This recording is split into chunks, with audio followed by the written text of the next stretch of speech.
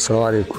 بمناسبة اختفاء امه، اتمنى الفيديو ده بجد والله بأمانة ربنا، اتمنى الفيديو ده يوصل لكل الفنانين الزملكاوية، سواء مخرجين او مؤلفين او كتاب سيناريو حوار او ممثلين. بص يعني اتمنى بجد الفيديو ده يوصل لهم. ليه؟ لان انا عندي فكرة فيلم رهيبة، مع انتوا بقى تحطوا عليها الحبكة الدرامية والكوميديا والسسبنس والكلام ده ايه، بس المحتوى عندي. فاكرين؟ ما تقوليش حرام عشان اعرف الجماعه حبايبنا الاهلاويه. فاكرين الجماعه الاهلاويه حبايبنا لما اتريقوا علينا ان هم خدوا امام المسجد بتاعنا بتاع نادي الزمالك وخدوه عندهم في الاهلي وقال لك احتراف والكلام ده؟ دي بقى اللي هنلعب عليها، ونسمي الفيلم ان شاء الله ليله البحث عن امام.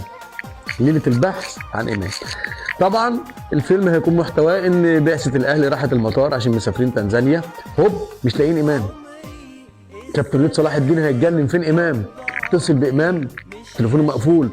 احد اللعيبه بقى حط بقى حبكه دراميه بقى وسسبنس والكلام دوت، تشوف الدنيا يعني والبهدله بقى في البحث عن امام والكلام دوت، وزوجة لعيب تتصل بزوجة امام فبرضه ما تردش. حط بقى وحط بقى، عارف انت بقى احداث دراميه كده وحاجات كتير كوميديا كده، ويقعدوا يدوروا على امام. كابتن وليد يتصل بكابتن سيد عبد الحفيظ مش لاقيين امام، كابتن سيد عبد الحفيظ يتصل بكابتن بيبو مش لاقيين امام، البعثه محتاجه امام، محتاجين امام، البعثه محتاجه امام.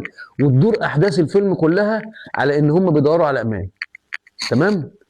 وفي نهايه الفيلم كده تحصل بقى الاتصالات والكلام ده، قالوا لقينا امام. كابتن بيبو اطمن لقينا امام. 5 دقايق 10 دقايق وهتلاقي امام وصل، والراجل بقى يخش بامام ويطلع داخل لهم بايه بقى؟ بامام المسجد اللي هم خدوه من الزمالك.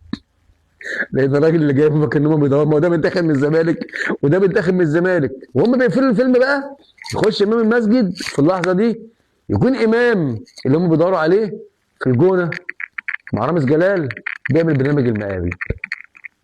والله العظيم حته فيلم، حطها في دماغكم ويا ريت يعجبكم. سلام. وهنسميه ايه؟ ليله البحث عن امام. سلام.